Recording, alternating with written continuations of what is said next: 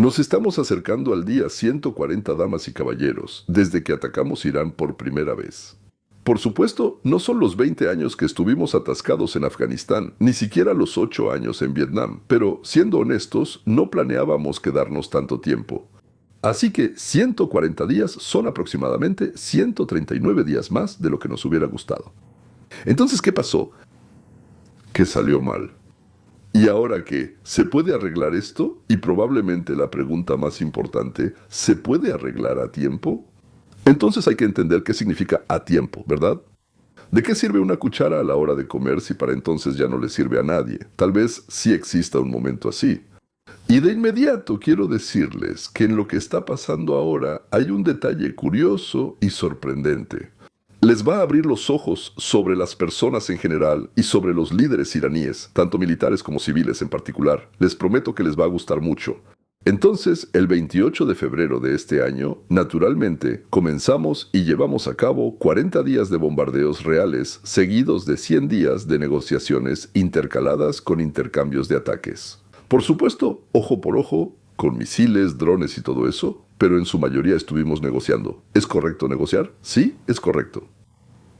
Siempre que sea posible, hay que negociar. Las acciones militares son simplemente la continuación de la diplomacia cuando la diplomacia no puede alcanzar los objetivos y metas establecidos. No sabemos cuál era la estrategia del presidente de los Estados Unidos en el momento en que dio la orden de atacar, pero después de 140 días sabemos lo que la administración actual quisiera. Entiendo que ahora estamos tratando de entender cómo cumplir nuestras tareas, tomando en cuenta lo que se llama la realidad en Irán. Sabemos cuáles son las tareas principales del presidente. Él quiere continuar con sus reformas y llevar a Estados Unidos en la dirección que él considera, y que yo también considero correcta, lo que significa mantener el control del Congreso, porque sin ese control, sus iniciativas y la agenda simplemente quedarían paralizadas. Si los demócratas toman la Cámara de Representantes, comenzarán de inmediato, el primer día, como lo prometen, el procedimiento de juicio político. Todos entienden que el presidente está protegido de una condena, ya que tiene la mayoría en el Senado. Pero si de todos modos pierde la Cámara, entonces la tarea principal del Partido Demócrata será empeorar la vida en Estados Unidos. Y tanto que en el año 28, en 1928, nadie quiera elegir a un republicano. El objetivo de los demócratas no es mejorar nuestra vida. El objetivo de los demócratas es tomar el poder. Lo digo no en un sentido negativo, bueno, claro que sí, pero no en un sentido negativo, porque teóricamente los partidos se forman para luchar por el poder, explicándole al pueblo por qué sus ideas son mejores que las ideas de sus oponentes. La verdad es que las personas, al luchar por el poder, hacen todo lo posible para que no elijan a su oponente. Subrayo, todo lo posible. Y esto puede incluir, bueno, difamarlo, es decir, mentir. Y también, si el oponente gobierna el país, hace todo lo posible para que la gente viva mal durante su mandato. Lo cual es natural y comprensible, pero muy desagradable para el pueblo, es decir, para nosotros. Ahora, estas son las razones por las que los Estados Unidos de América comenzaron a bombardear Irán, porque también hay que lidiar con eso, de alguna manera. Lo hemos hablado muchas veces, pero vamos a aclararlo de todos modos. Desde que Irán tomó el camino del oscurantismo islámico, sí, pero quiero enfatizar que no considero el Islam como oscurantismo. Sé muy poco al respecto como para analizarlo o tener una opinión. Simplemente creo que la versión del Islam que existe hoy en Irán es un oscurantismo islámico. Entonces, todos los presidentes estadounidenses han declarado, y al parecer incluso han tomado, al menos, los pasos mínimos posibles para que Irán no llegue a poseer armas de destrucción masiva. Y también el presidente Trump se propuso como objetivo detener a Irán, para que Irán no pudiera producir armas nucleares, no pudiera lanzar misiles por todo el Golfo y no pudiera bloquear el estrecho de Hormuz. Y como la agencia internacional, la agencia informó que Irán ya tiene uranio enriquecido al 60% y que en unas 5 o 6 semanas puede hacer suficiente. Por cierto, ya tiene 450 kilogramos, o sea, podrá hacer suficiente material para llenar. O sea, ahí hay de 10 a 12 ojivas y ponerles, ensamblarlas, atornillarlas. No sé, esas mismas 12 misiles que compró en su momento a Ucrania, balísticos, o sea, los Estados Unidos de América. En Estados Unidos, con Trump, tomaron la decisión de atacar preventivamente a Irán, porque ellos siempre gritaban que en cuanto tuviéramos, los atacaríamos de inmediato y los volaríamos. Y ahora ya lo tienen. Algunos no creían, otros sí, pero después de que pasó algo con Hamas en Israel, quedó claro que hay que creerles. Sí, hay que creerles. Ahora dijeron que van a eliminar a todos. Van a eliminar a todos. Bueno, la historia que sigue ya la conocen, no hablo de eso. La situación en la que estamos ahora es diferente. Empezamos con los bombardeos. Todos los objetivos que están relacionados con la producción de armas nucleares. Luego vinieron los bombardeos masivos y después entramos en negociaciones. Las negociaciones, que duraron casi 100 días, detuvieron las operaciones militares, pero no llevaron a nada. Exactamente donde estábamos al principio de las negociaciones, ahí es donde estamos ahora al final, con una sola diferencia. Nosotros, los israelíes, descansamos, recibimos nuevas armas, añadimos los misiles necesarios, mientras que Irán despejó los escombros. Reconstruyó algunas cosas, trasladó otras y también se preparó para una nueva ronda de acciones militares. Es decir, todos descansaron, recuperaron fuerzas y están listos para volver a pelear entre sí. Por supuesto, Irán también tenía su propia estrategia. Entonces los persas son conocidos por ser buenos negociadores. Siempre tienen 2 o incluso 4 ideas en mente. Su idea puede formularse de la siguiente manera. Si logramos prolongar este conflicto, acompañándolo con fuerzas de misiles y ataques que sean proporcionales y simétricos, es decir, sin escalar más la situación, podremos ganar tiempo hasta las elecciones intermedias en los Estados Unidos de América. Verán, los iraníes no son para nada tontos en absoluto y entienden perfectamente nuestra política. Además, naturalmente, tienen relaciones cercanas, amistosas y comerciales con la dirigencia del Partido Demócrata de los Estados Unidos de América. Las razones no nos importan ahora, hay bastantes, pero el punto es otro. Ahora estamos hablando de la estrategia de Irán, así que continuemos. Si logramos retrasar las negociaciones, nosotros, los iraníes, aumentamos las posibilidades de que los demócratas tomen la Cámara de Representantes y obstaculicen, si no es que detengan por completo, a Trump. Y lo que es aún más importante, tal vez esto marque el inicio de un nuevo gobierno en el año 28, y entonces nosotros, Irán, estaremos a salvo, como lo estuvimos con Biden y Obama. Y tranquilamente terminaremos de construir nuestros misiles, terminaremos nuestra bomba atómica, y entonces el mundo no podrá tocarnos. Y podremos hacer lo que queramos dentro del Golfo Pérsico sin miedo de que alguien pueda castigarnos por eso. Es decir, Irán tiene una estrategia muy simple. Impedir que Trump actúe, ayudar a los demócratas, si es posible, crear una bomba atómica y asustar a todos los que estén cerca o no tan cerca de ellos. Esa era su estrategia, ganar tiempo, ganar tiempo. ¿Quién ganó? Bueno, veamos al final, pero hasta ahora Irán ha logrado sobrevivir porque dejamos de combatir a gran escala hace casi 100 días. Y esas respuestas de ojo por ojo no fueron efectivas en el sentido de que no detuvieron los ataques con misiles a los países del Golfo y no nos dieron control sobre el enemigo ni sobre el estrecho. Ahora volvamos hacia las elecciones de mitad de mandato y la situación interna en Estados Unidos. Los indicadores económicos dentro del país siguen siendo sorprendentemente buenos a pesar de que, digamos, hay una guerra extraña en Irán, ¿verdad? La inflación mensual está casi en su mínimo histórico. El desempleo está alrededor del 4.2%, lo cual en realidad es muy bueno. El PIB es bastante fuerte. Ahí está en 2.3, 2.4, eso está bastante bien. Con Obama decían, ni siquiera cuenten con llegar a 2. Ellos dijeron 1.9, porque eso fue un éxito increíble. Nosotros tenemos 2.3, 2.4 y decimos que eso es solo la mitad de lo que vamos a lograr. Y nos dicen, oh, algo pasa con ustedes, algo pasa con ustedes. El mercado de valores está alto y el efecto completo de los recortes de impuestos, el aumento en la producción de energía y la desregulación se siente junto con las inversiones extranjeras. Un poco, pero ya se empieza a sentir. Por eso, Trump considera que junto con la redistribución de distritos y la decisión de la Corte Suprema sobre el gerrymandering, lo he contado muchas veces, ¿de qué se trata? Por favor, si no lo recuerdan, revisen. Gerrymandering, o en ruso probablemente, gerrymandering.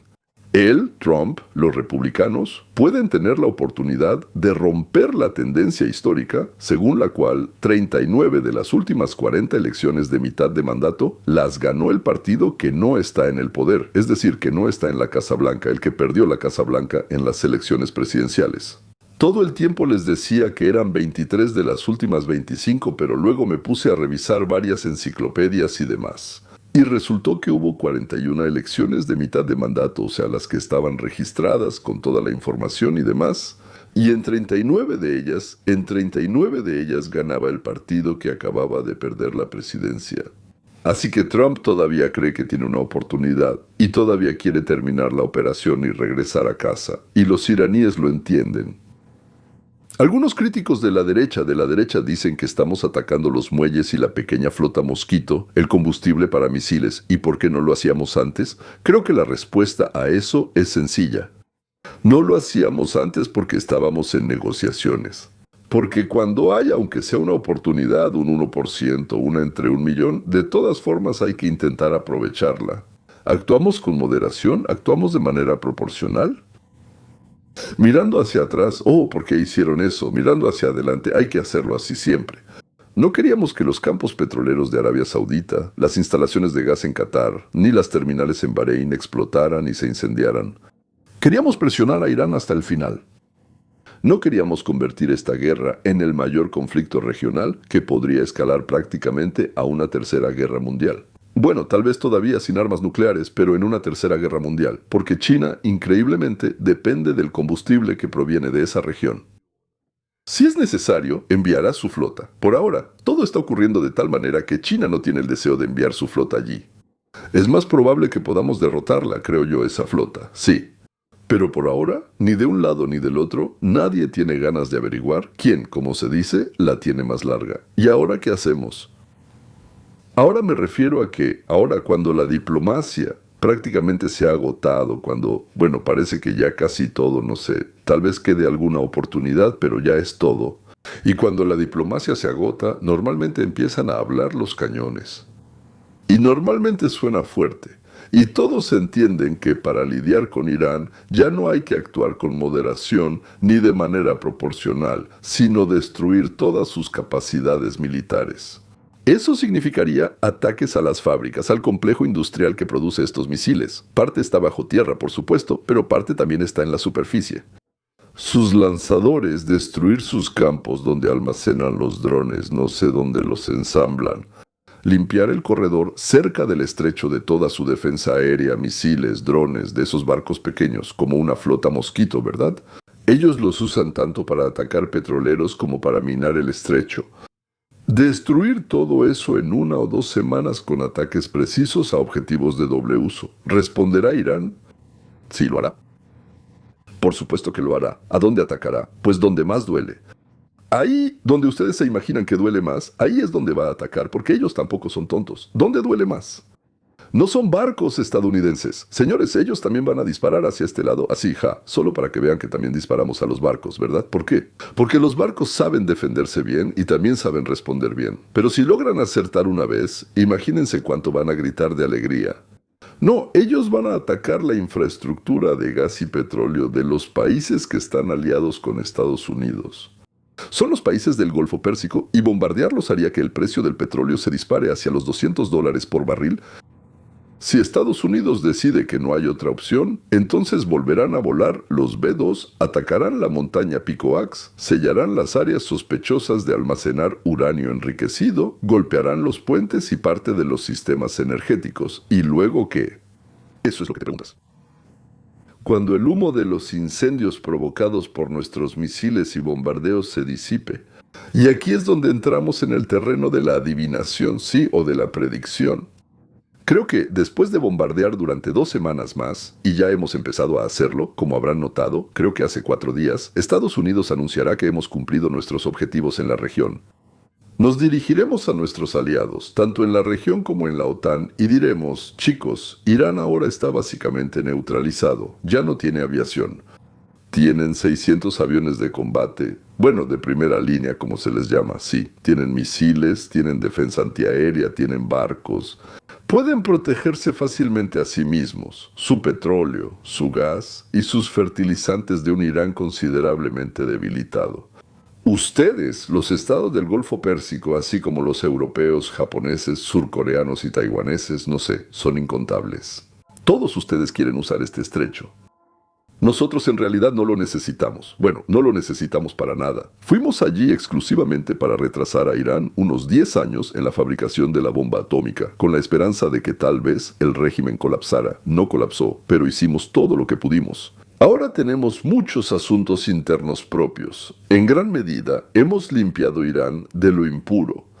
Y ahora, si quieren, por supuesto, será asunto de ustedes cómo sacar el petróleo del Golfo Pérsico y llevarlo a sus países, como quieran. Así pueden hacerlo. No nos vamos. Por favor, mantendremos allí un grupo aéreo. Necesitan enviar algunos barcos, y si quieren, bajo nuestro mando. Gracias a Dios, siempre tenemos fuerzas en el Golfo Pérsico. Pueden llevar sus propios petroleros a través de esos estrechos que Irán controla. Tenemos fragatas. De hecho, nosotros mismos también las tenemos. De hecho, incluso hay algunas que entran y salen de la región por turnos. Podemos organizar sus operaciones para mantener el estrecho abierto. Podemos ayudarles, no hacerlo en su lugar. Y no debería ser difícil. Porque Irán sufrió enormes daños en 2 semanas y media. Hasta fin de mes creo que seguiremos bombardeando. Bueno, queremos advertirles que hasta aquí llegamos. Tenemos asuntos mucho más importantes en nuestra parte del mundo, y estamos regresando a casa, y nuestros aliados, que junto con nosotros gritaban que no permitirían que Irán tuviera armas nucleares, pero no hicieron nada al respecto. Ni siquiera nos ayudaron cuando recurrimos a ellos. Que ahora se encarguen durante parte del tiempo y garanticen la apertura del estrecho. Inviten a quien quieran. Inviten a China, a la India, incluso a los marcianos si quieren. Y ahora, señores. Entiendo que todos ustedes más o menos se lo imaginaban así. Bueno, excepto por mi declaración de que en un par de semanas, bueno, máximo 2 y media, empezaremos a irnos. ¿Será esto un gran anuncio? ¿O será una conversación tranquila tras bambalinas? ¿O simplemente le explicarán, por así decirlo, a los socios lo que va a pasar? ¿O habrá algún tipo de movimiento de un lado a otro? No lo sé, pero de hecho, desde mi punto de vista, eso es lo que va a suceder. Así que ahora finalmente hemos llegado a lo más interesante, y tal vez, en cierto sentido, a lo más interesante, a lo más importante.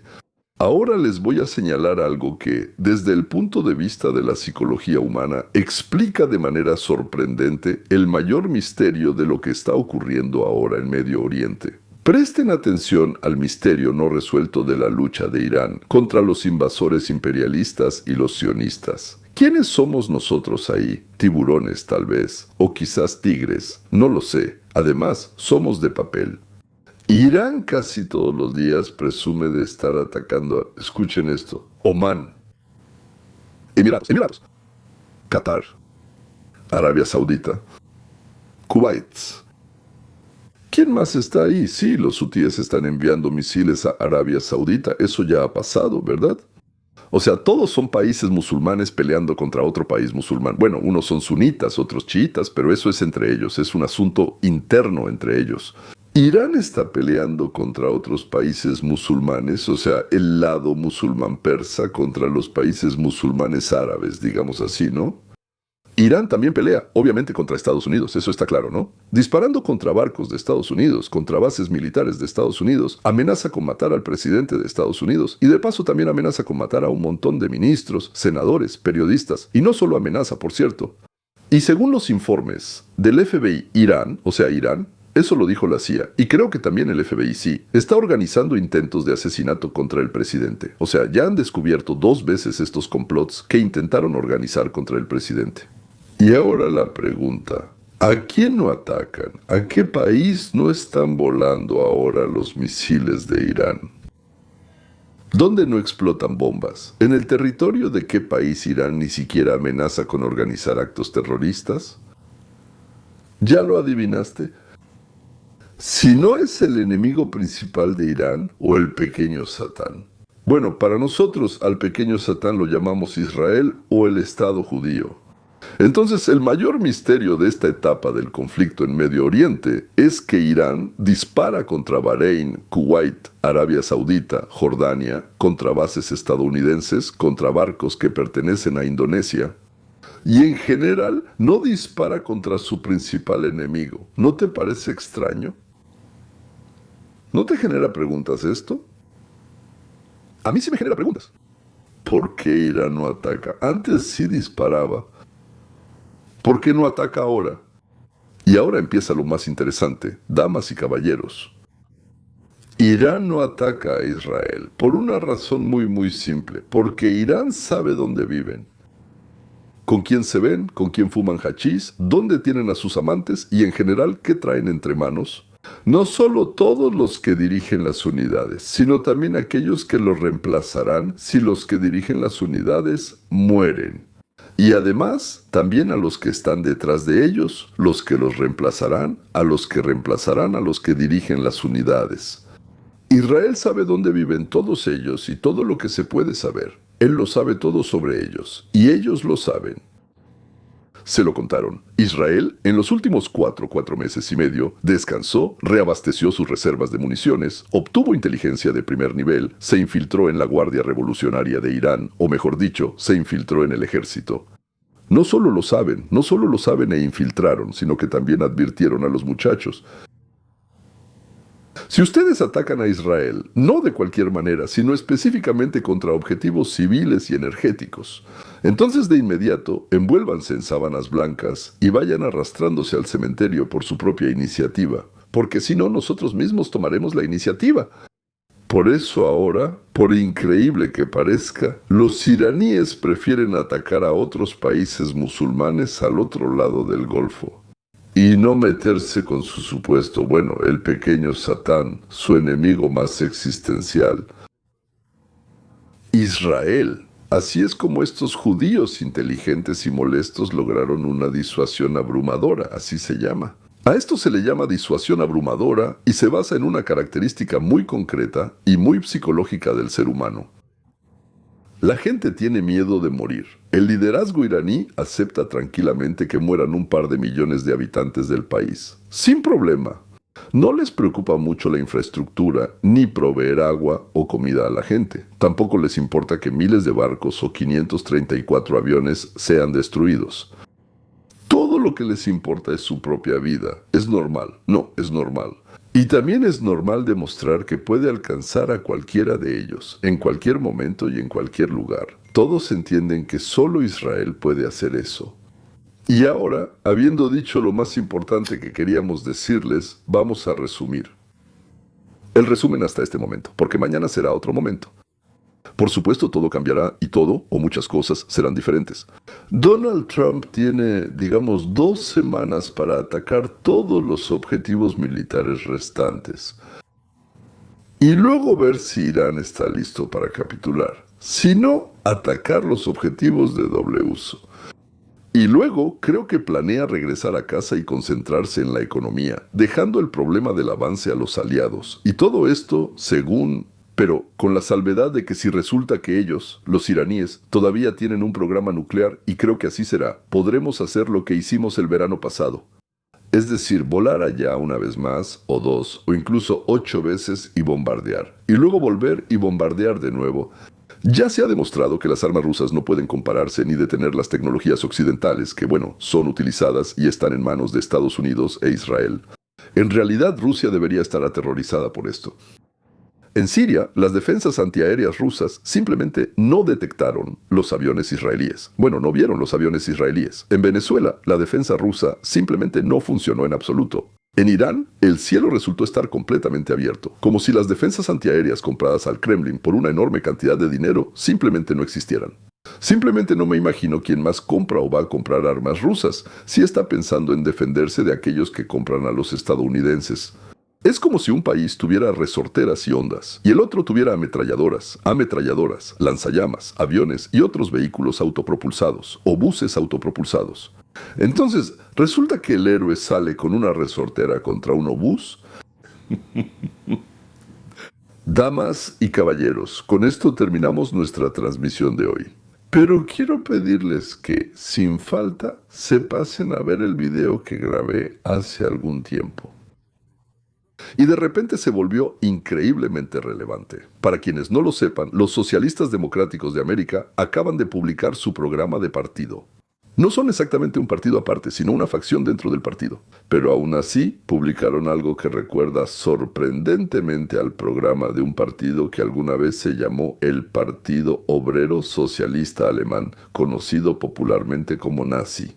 Por favor, vean lo que les propongo. Solo empiecen con 2, 3 o 5 minutos. Si no les gusta, pueden irse fácilmente, claro, pero creo que no se trata de si les gusta o no, sino de que esto se ha vuelto obligatorio. Ahora mismo, sin esperar, entren ahí y vean un par de minutos. El enlace estará abajo, en la descripción. Además, vamos a poner un recuadrito, un anuncio justo en la pantalla. Den clic y vayan ahí. Adiós.